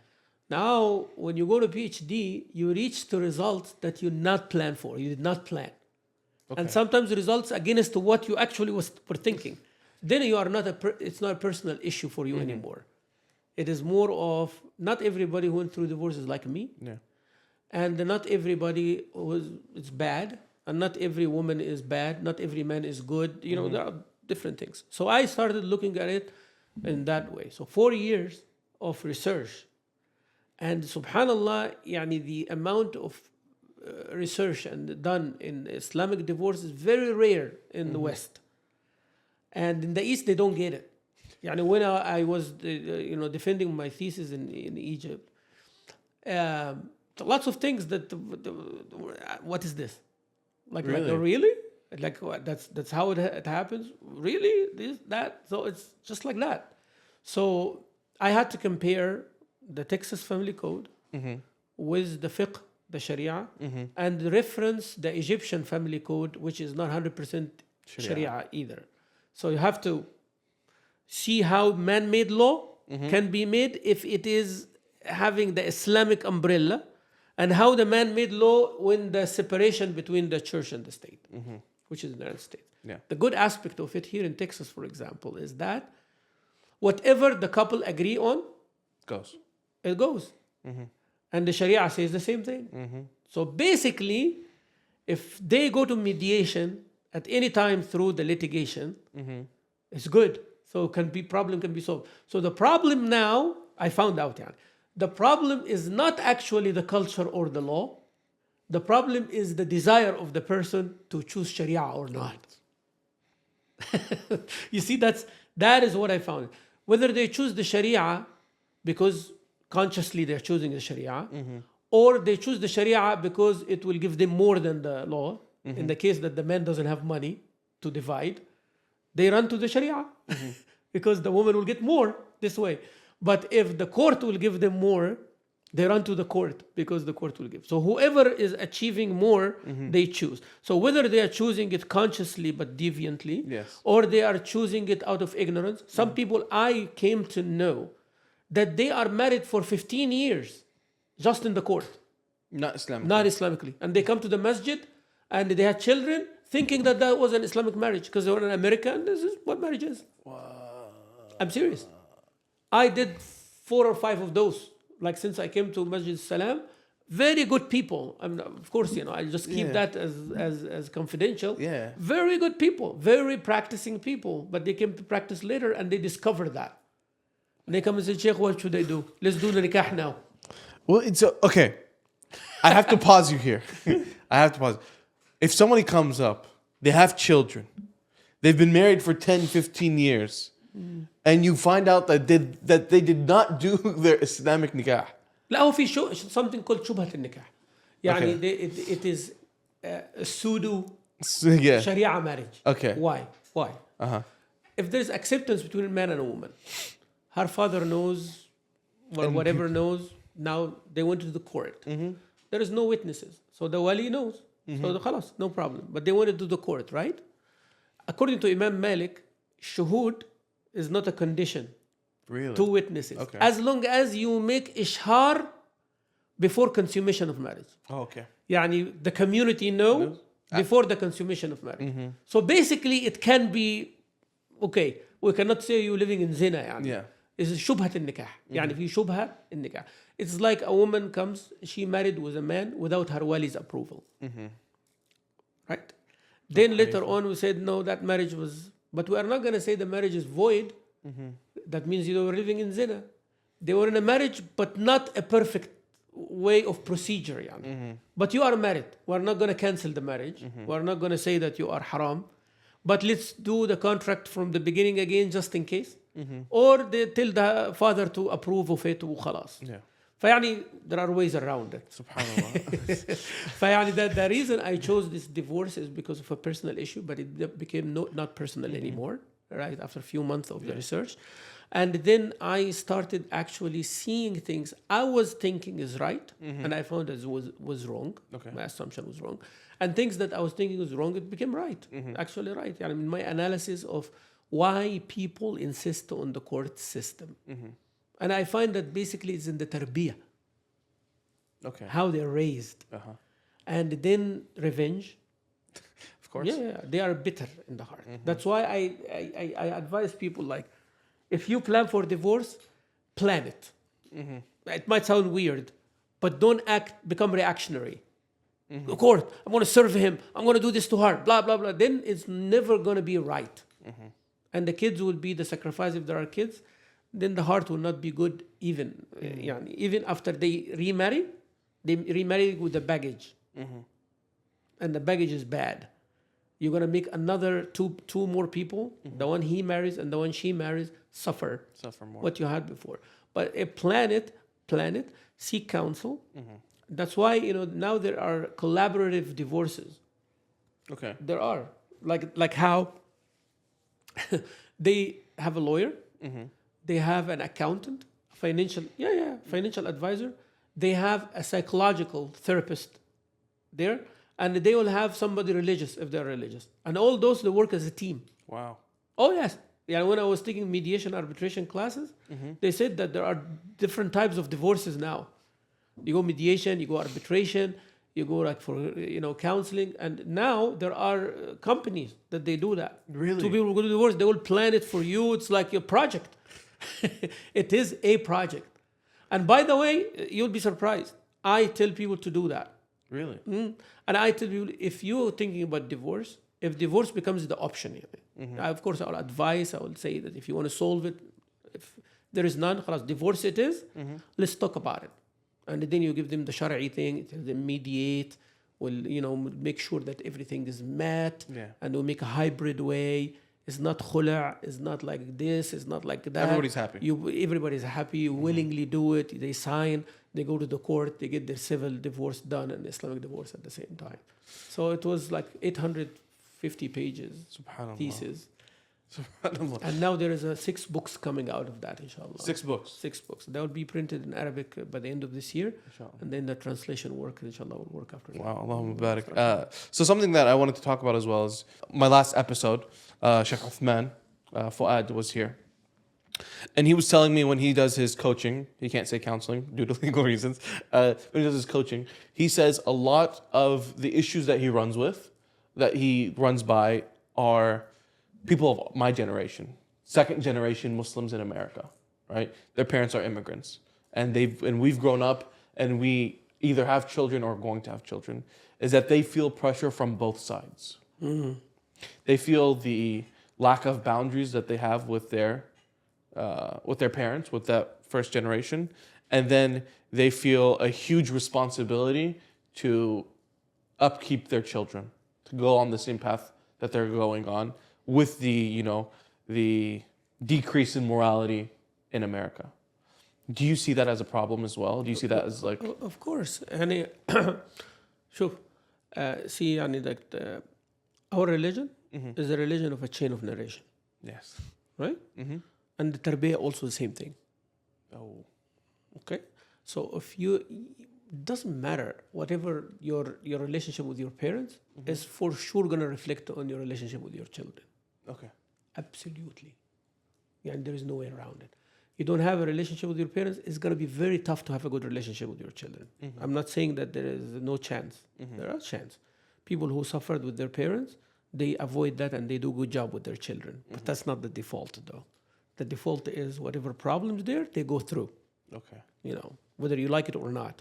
That's why therapy and all of that is becoming big deal now all over the world. Yeah. Even in Egypt, which is a country that anybody go to a therapist or psychiatrist, they'll say they're crazy, majnoon. But now it is big deal in Egypt. They're going to therapy, you're going to a psychiatrist. It's a big deal, like in mental health. Yeah. So, Qur'an, Surah Al-Ahqaf, just say that exactly. حتى إذا بلغ أشده وبلغ 40 سنة, when a person reaches 40 years, what does he say? قال رب أوزعني أن أشكر نعمتك التي أنعمت علي me وعلى والدي وأن أعمل صالحا ترضاه. So me, my parents, I do good. وأصلح لي في ذريتي. Allahu Akbar. See, problem solved. So I am in the middle, like you said. It's not a problem. It is a phenomena. Yes. It is a fact. It is a rule. It is a way. There's a human structure that you are in the middle and never changed. It's not like something new for only this generation. No, for sure. Yani from Adam is the only one. He did not have someone above him. Right? Yeah. But he has children. But the children of Adam, from the children of Adam, they have their dad, Adam, and they have their children. خلاص. And all the way until يوم القيامة. Until the last guy who will not have children. يعني في واحد كده at the end of the time, some generation will not have children. يعني. طيب. So, Quran says that, Ya Allah, help me to be thankful for what you provided me with and my parents. So I'm the result of my parents. So he appreciates what he is right now and attribute it after Allah Azza wa Jal to his parents. علي وعلى والدي. And then as a result of this tarbiyah, أعمل صالح. أعمل صالحا ترضاه. So I am working to please you, and if I am working to please you based on the tarbiyah I got from my parents, please Ya Allah help me to fix my offspring. Allahu Akbar. Now if that equation is not there, then you will have that problem. Okay. And that's what we see. This generation, like you refer to as your generation. I am the generation of parents. Yes. You're the generation of sons. And your children are the generation of your sons or daughters. And I'm like the grandfather. So now, what is your relationship with me? Here in the United States, everybody's opinionated, everybody's like independent, Yes. Put my father, the old folks, on the side, all of that. Now, who your children will see as a role model for father-son relationship? Nobody. But if they grow seeing how you deal with your parents, now they have a point of reference. Yes. And that solves the problem. So if you are dealing with your parents in a certain way, your children seeing that. So they see you how you deal with your wife, who is their mother. So they seeing the relationship between husband and wife, who is the father and mother. Yeah. But now, what is their point of reference to evaluate you? Well, the kids, they evaluate you. Yep. Like you are evaluating the kids compared to yourself. When I was a kid, like this.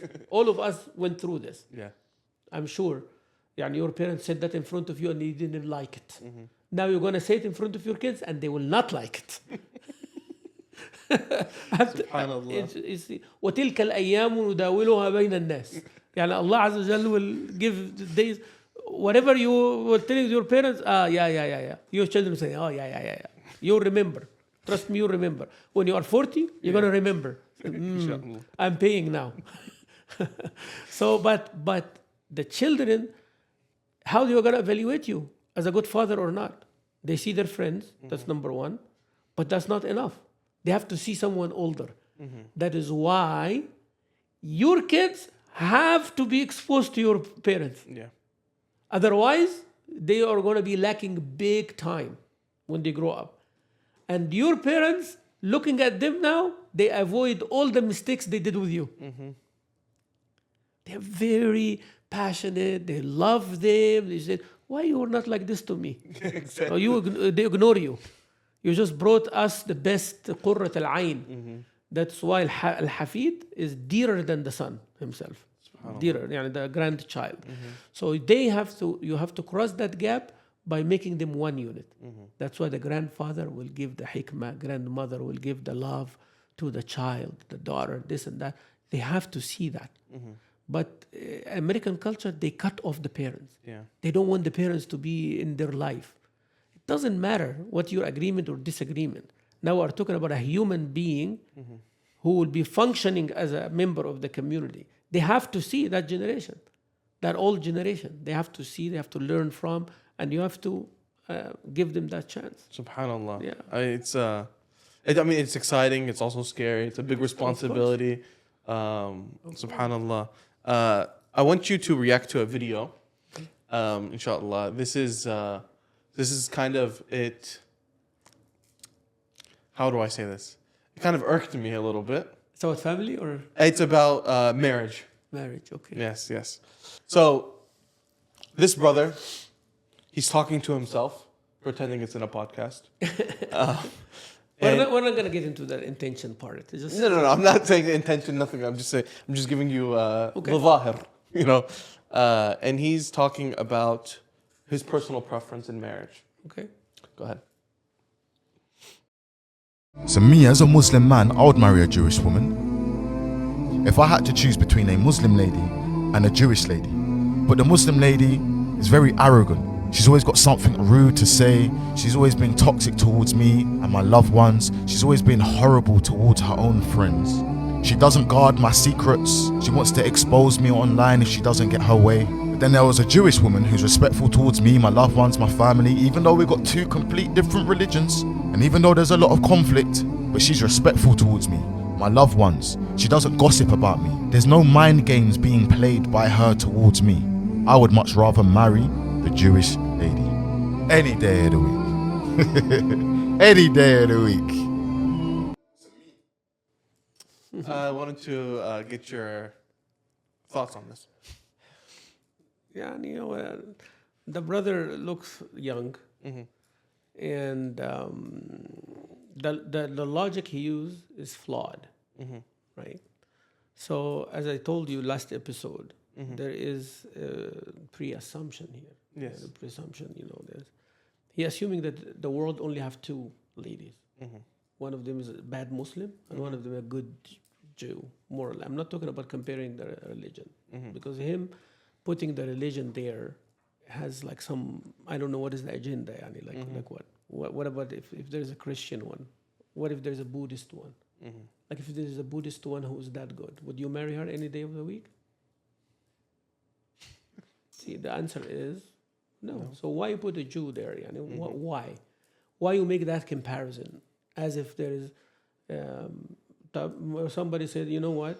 If this is the case, I'm not going to get married. It's better for me than marrying a Jewish or a Christian, and my kids get lost and all of that. What? And then I will add another part. What if that Jewish woman, who is that good to you, she hates the Prophet with a passion? She hates your religion with a passion. Yeah, she is respectful to you and your loved ones. She is not toxic in the relationship, but she is very toxic in her aqidah. And there is a bad Muslim. So then what? You see, I can go on and on like that with the logic. So basically the logic chosen is not good. Instead, you're saying if there is a Muslim who's like that, they're practicing, they're doing salah and everything, but their manners is not good, then I avoid. But there is lots and lots of other Muslims who are very good. Yes. Why good? I look at a Jew or a Christian, why there is a billion Muslim to choose from. like why? Why you have to confine it between two ladies only? If you are in Houston, Houston only have one Jew and one Muslim lady, and that's it. Like why you have to do that? Like as if. Because now you are opening it up and you say, okay, let me go and look in the Jewish community who is a very good Jewish woman. Because I assumed already that all the Muslims are bad. The way that you established your logic is not right. The ground that you established your logic on is not right. You have to say that, I surveyed all the Muslim ladies and I found that each and every Muslim woman on the face of this earth is toxic and is not good. Now I started looking at the Jewish community. And then I pick from them because there are also lots of toxic there. And lots of bad within the Jewish community, within the Christian community. They are with each other like Muslims with each other. Sure. It's not like, they are by default have everything that the Muslim community don't have. You see, this is another flaw. When you're assuming like that, there is a Jewish one, everything good. As if only the Jewish community produced that kind of women, and the only Muslim produced that kind of woman, or the default is this one and the default is that one. That's not the case.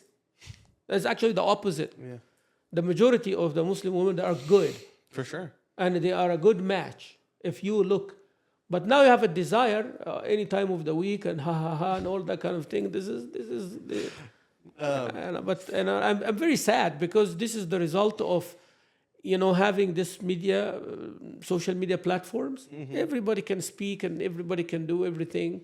Imagine in your neighborhood here, they make it like everybody want to make a U-turn. Everybody can go anywhere they can go. You'll complain.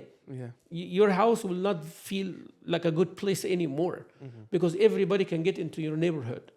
You paid for this neighborhood. You chose your neighborhood because it has certain standards. And when you are a Muslim, you have to uphold that standard. I am looking for a wife, right? The pool of Muslims is easier to find a pious, righteous one, or it's easier to find a pious, righteous one among the people of the book? Of course, the Muslims. Khalas. You don't make that comparison. What if this? What if that? And Abdullah ibn Umar, one time a person told him, what if? He said, leave what if in your country. You're in Hajj now.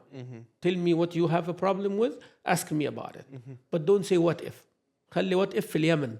He told them, leave what if over there. But don't say if there is one here, if there is one there. That is not a reality. The reality, if you look around you, you are going to find very good one who uphold the deen, very good to you, very good wife, become good to mother of your children, will, care about you. There are many of those, but you have to look. Yeah. Could you, this is probably something that we could probably cover in Usul al-Tafsir, right? Could you apply the ayah when Allah subhanahu wa ta'ala, I don't know in Arabic, when he says that the believing women are better, even though than the mushrikat, صح. even if they... this ayah is talking about the mushrikeen, the polytheists. Polytheists, not people of the book. Not people of the book. Okay. Because, this was in Surah Al-Baqarah.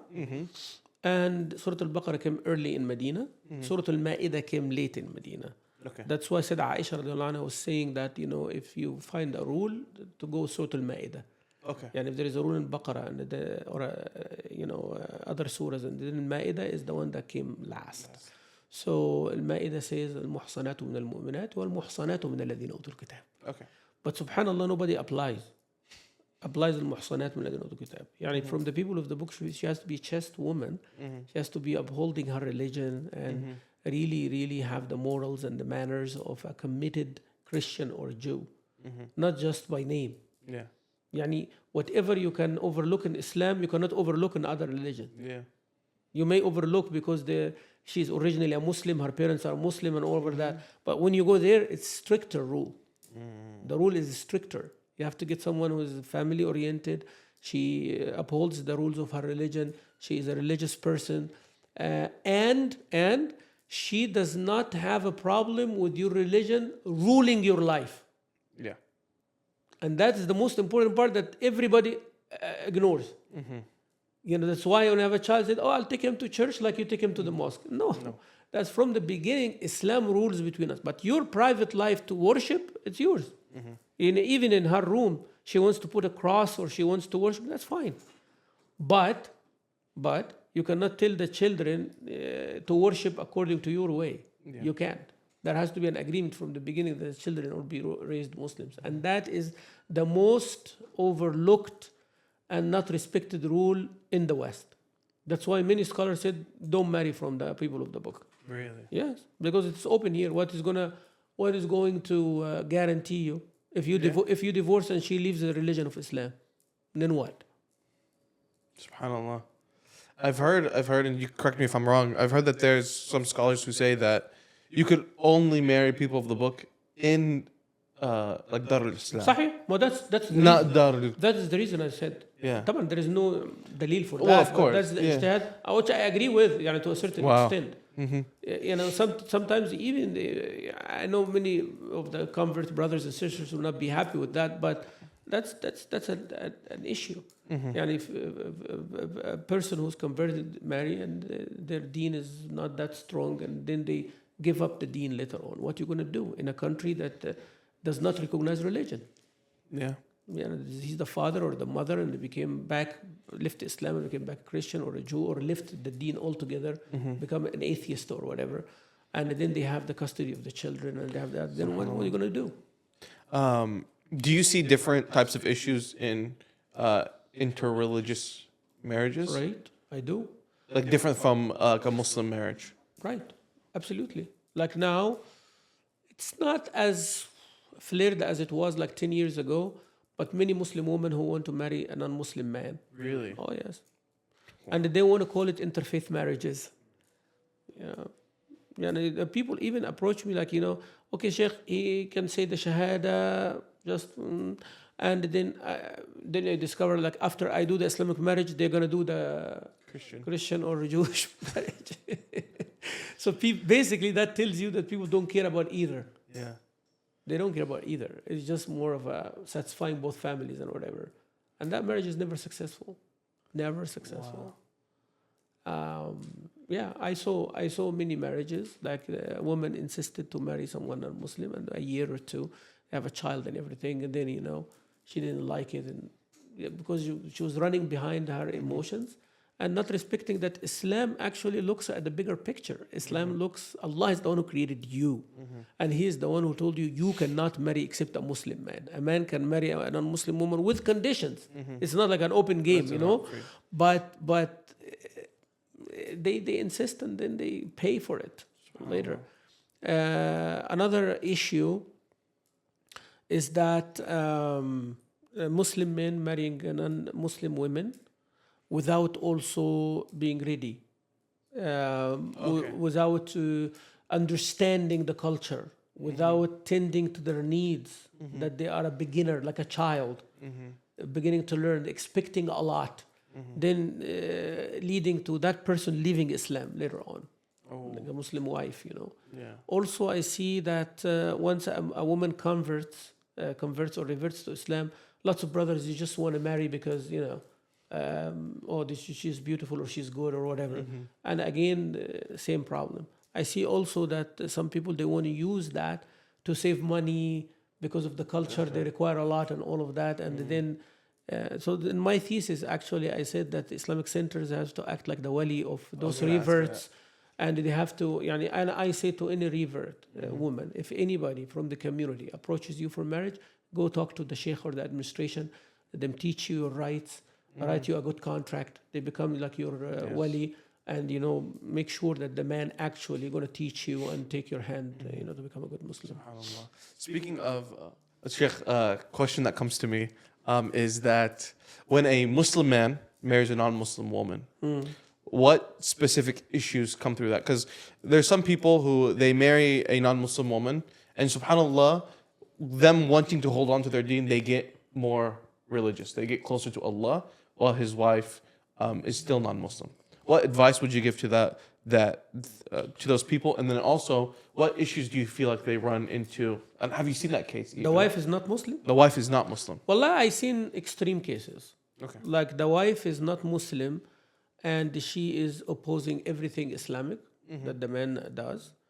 If you have children, she does not want them to go to the masjid. She does not want them to be Muslims. Forget about pork and that. Yeah. Forget about that now. Diet is diet. You know, people this is the least of what we can worry about. I'm not saying it's okay to do it, but you know, that can be solved. But she is extreme in hating Islam. I don't know why. And sometimes that hatred comes right after the marriage. Yeah. Before marriage, it's okay because there is a goal. You want that man wants you, you overlook everything. Right after she marries a Muslim man, her family now become very Christian. Wow. Her family become very Jew. And then the priest and the church and everybody is on the line now. We need to convert this guy. Really? You've seen that happen? Yes, I've seen that happen. SubhanAllah. And we need to work on him until it's either he acquiesces, not necessarily convert, but he leaves whatever. He comes to the masjid or doesn't come to the masjid. If you have children, he doesn't care. And those children become Christian, for a fact. Yeah. That's one extreme. The other extreme, subhanAllah, I see Christian women marrying a Muslim man. And she is more of a Muslim than him. SubhanAllah. Yeah. She actually worries about the children. She's the one who registered them and bring them to the Islamic school. You've seen that? Oh, yeah. Well, SubhanAllah. Yeah, we have a couple of cases actually in the Peace Academy. MashaAllah. Yeah. And Dar al-Arqam. I saw that by my eyes. It's not like, and the woman is the one who bringing the kids, bringing them to the Eid in the masjid. She brings them in Ramadan when they are a little bit older. And the father, مكبر دماغه. He's like, he's another level. Yeah. So those are two extremes. And in between, there is lots of issues, of course. Okay. But the main issue I see is that, like the religious aspect. They take it hard. So that's why you have to pick. Don't listen to the words. Yeah. Pick. Is this family? So, Sheikh, kind of like a different. We were talking about. You said it's almost like it's a zoo because of anybody who could speak can speak, and we see a lot of people making jokes. Right? Everything nowadays you can make a joke about it. There's nothing sacred that you don't make jokes about. And there's an ayah of the Qur'an where Allah subhanahu wa ta'ala, I believe it's in Surah Tawbah, where he says that in English, I'm saying it in English, where he says that people will say, oh, we're only joking and playing around, but ولئن سألتهم ليقولون إنما كنا نخوض ونلعب قل أبالله وآياته ورسوله كنتم تستهزئون لا تعتذروا قد كفرتم بعد إيمانكم. Yes. Allah is talking to the hypocrites that they mock the Qur'an and mock the Prophet ﷺ and all that. So Allah Azza wa Jalla said, with Allah and His Rasul and His ayat, you are playing around and mocking. This is kufr, this is can take a person to that level. When Nabi ﷺ told us that he is giving glad tidings with a house in the middle of Jannah for the one who leave lying even as a joke. Don't lie even jokingly. Yeah. But to mock Allah and His Rasul and all that. So what is the extent of that, right? Can you make fun, not make fun or joke around about anything Islamic? Like there's a video I want you to react to where people are making dua, but kind of in a joking way. So I want you to watch this video. It became very famous recently. Allahumma inni as'aluka al-jannah. Amen. Allahumma inni as'aluka al-pink G-Wagon. Amen. Allahumma inni as'aluka al-diamond set from Bulgari. Amen. So, okay. So I don't know if this falls in the line of joking about Islam, but bringing jokes. I just want to understand your. My objection is to two things.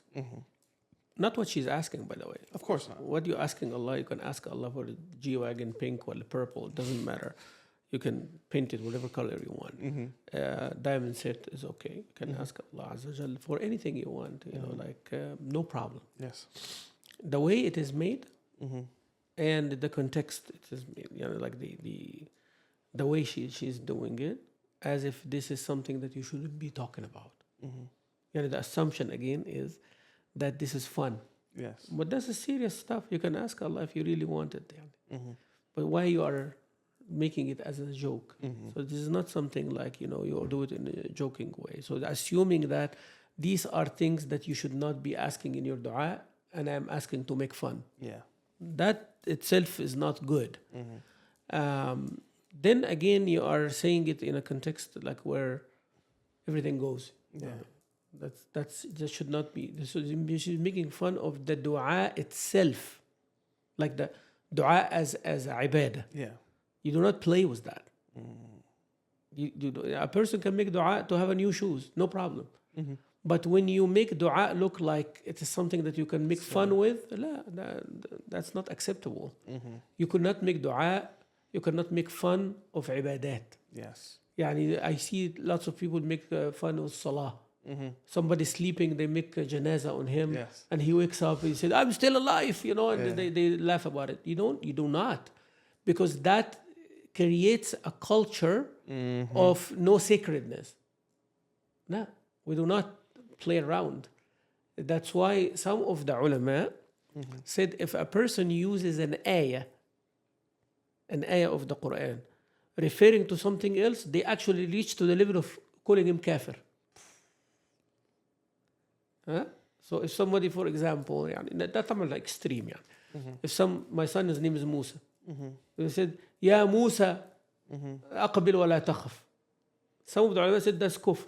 Wow. Because that's not the Musa that Allah spoke to. You cannot do that. Right? That's extreme. But I'm telling you where this is coming from. Do not play around with the ayat of the Qur'an. Right? Someone one time was making fun. فَإِذَا فَرَغْتَ فَانْصَبْ. The word fansab, with the fatha of the sad, is like, to stand in tahajjud. Fansub in Arabic is conning somebody, like making a con. Nasaba, yansub alayh. One guy who said, فَإِذَا فَرَغْتَ فَانْصُبْ. Are you saying this about the Prophet? Or are you saying this about yourself? Or are you saying about what? See, jokes, if you open that gate, you cannot close it. And there will be no limit. And then stand-up comedy will get on the line. There is. I didn't want to react to it today. But they will talk about sacred things and not why Islam is different, because it did not open that gate. Everybody mocking Jesus alayhi salam, everybody mocking the Bible, everybody mocking the priests, everybody.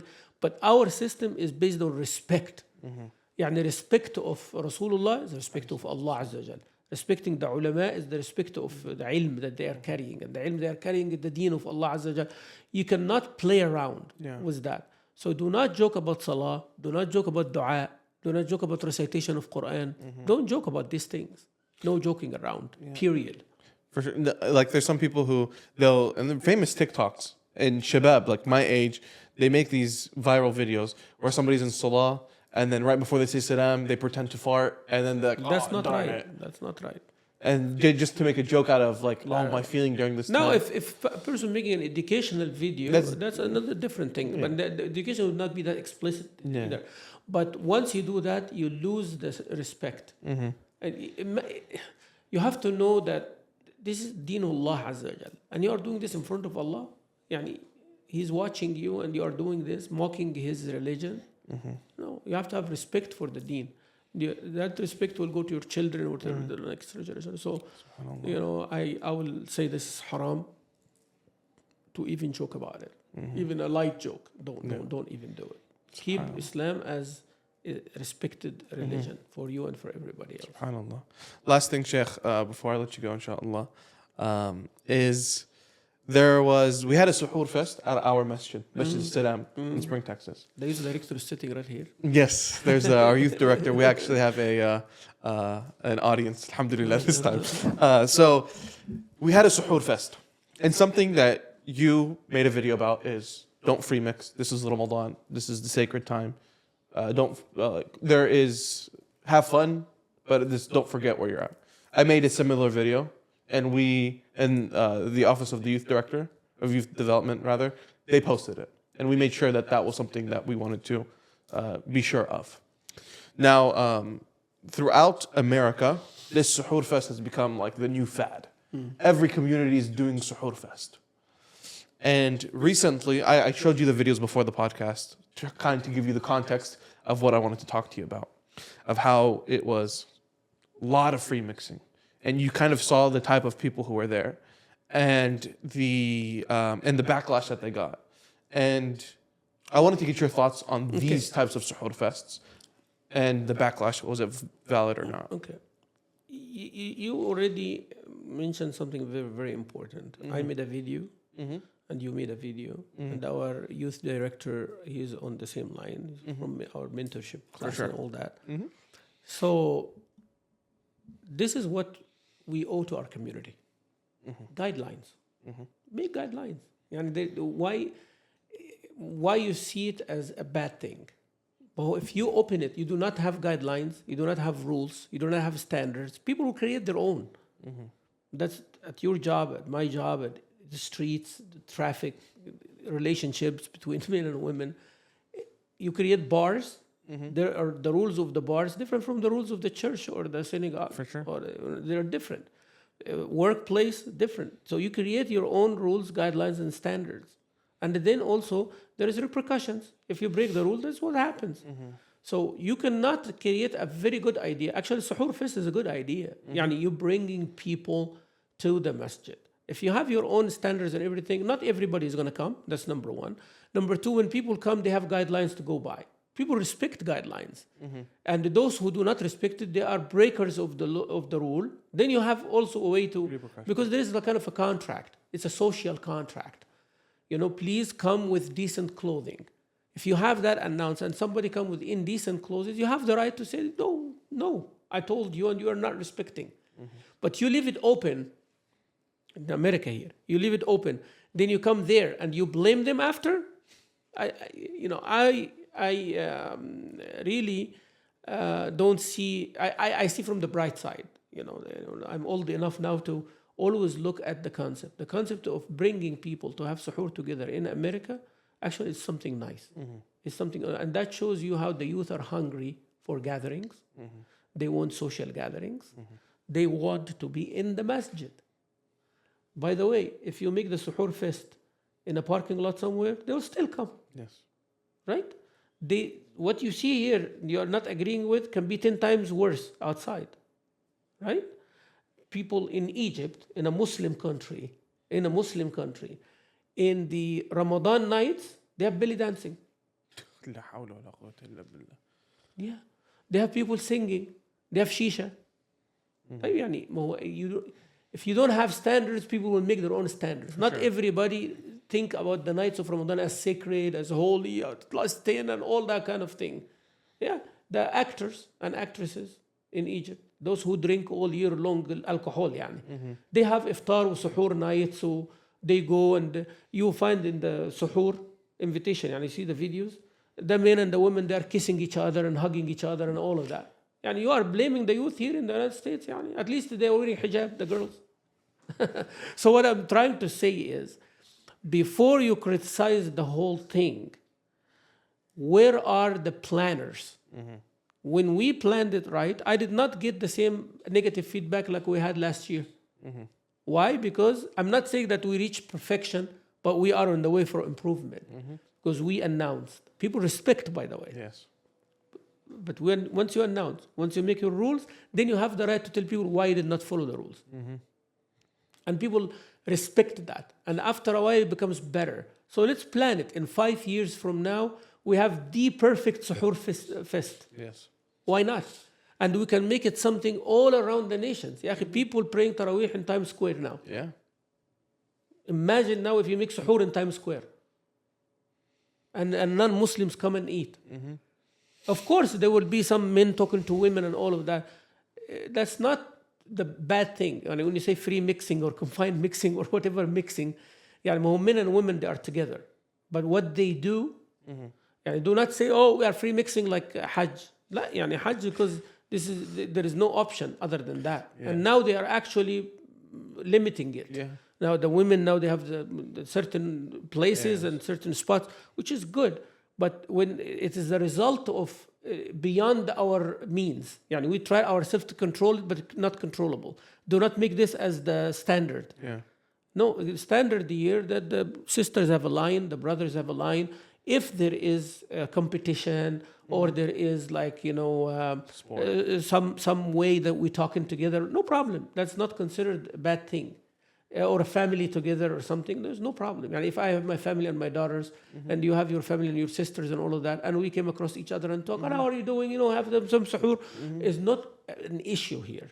The issue is when boys and girls don't have to be talking to each other, and they are not just being courteous to each other. No, they are there as a dating or as looking or a fashion show, and they're wearing tight abayas, and then now you are taking it like off track, yani. For sure. But people want to come. I will look at this as some asset. This hundreds of people or thousands of people. What was the message? They came for food. They are there. They are your audience for one whole night, for Allah's sake. What did you do? Ya akhi, put some speakers in the parking lot and say, Assalamu alaikum wa rahmatullah, I welcome all of you. Say after me, Bismillah ar-Rahman ar-Rahim. So, create some activity for them or something like that. The food service itself, the way we put the tables, the way we make the lines. It's called what? They call it traffic control, not traffic control, like... Crowd control. Huh? Crowd control. Like you go to the airport, they make this zigzag thing. So you can put cones that the sisters have to go like this and the brothers have to go like this. And, the people who are vendors, they sell, like in Saudi Arabia, they used to do it. Yeah. Men and women, very crowded. They go here, they go in the pharmacy, they go anywhere. There is a line. When people sit on the table, if they are not family, then the girls here, and they can have fun, they can have all of the good things. And, but I don't see a problem. In theory, the planning plays a big deal. Yeah. So do not open it and then come and cry later on and say, they did not follow. Yeah. No. Jazakumullah khair, Sheikh. This has been an amazing podcast, alhamdulillah. I took a lot of your time. Again, guys, Jazakumullah khair, everybody who's listened so far. This podcast is brought to you by YE Thobes. If you want to look as fly as me, check the link below. Again, these are the last 10 nights of Ramadan. Make the most out of them. May Allah subhanahu wa ta'ala accept our Ramadan, our fasting, our qiyam, our Qur'an. وصلى الله وسلم وبارك على سيدنا محمد وعلى آله وصحبه وسلم والسلام عليكم ورحمة الله. عليكم السلام.